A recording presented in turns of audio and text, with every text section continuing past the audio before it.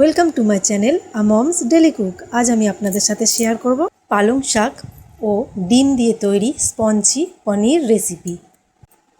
এর জন্য সবার প্রথম আমি হাফ গ্লাস জলের মধ্যে সামান্য পরিমাণ লবণ ও দুটো কাঁচা লঙ্কা দিয়ে ধুয়ে রাখা পালং শাকগুলো দিয়ে দেব।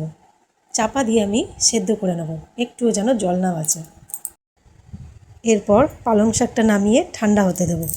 এখানে মশলার মধ্যে নিয়ে নিয়েছি পরিমাণ মতো লবণ, 2 চামচ রেড চিলি পাউডার ও গুঁড়ো লঙ্কা, 2টো শুকনো লঙ্কা, 2টো তেজপাতা, 2 চামচ গোটা জিরে, 1 চামচ গোলমরিচ গুঁড়ো, 2 চামচ আদা রসুনের পেস্ট, পরিমাণ মতো হলুদ, একটা টমেটো কুচি, একটা বড় সাইজের পেঁয়াজ কুচি, গুঁড়ো গরম মশলা ও 4টে ডিম।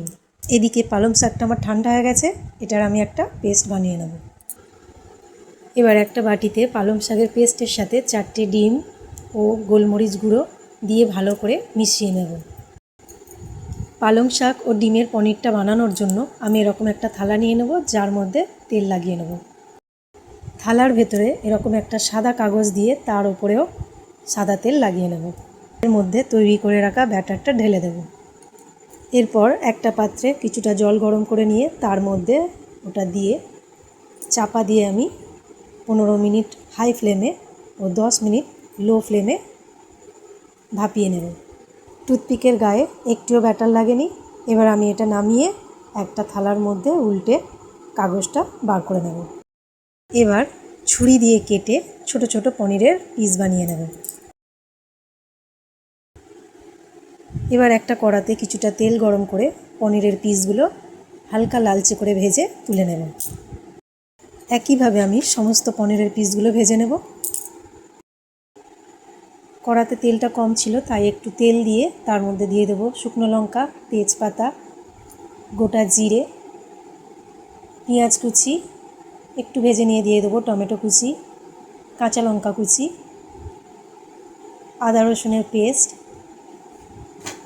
সামান্য পরিমাণ লবণ। আদা রসুনের কাঁচা গন্ধটা চলে গেলে ওর মধ্যে দিয়ে দেবো গুঁড়ো হলুদ, গুঁড়ো লঙ্কা ও কাশ্মীরি রেড চিলি পাউডার। একটু কষিয়ে নিয়ে দিয়ে দেবো পরিমাণ মতো গরম জল। চাপা দিয়ে 5 মিনিট একটু রান্না করে নেব। তরকারিটা ফুটে উঠলে ওর মধ্যে দিয়ে দেব ভেজে রাখা পনিরের টুকরো। এখানে নুনটা একটু কম লেগেছে, তাই আমি আর একটু নুন দিয়ে নিলাম।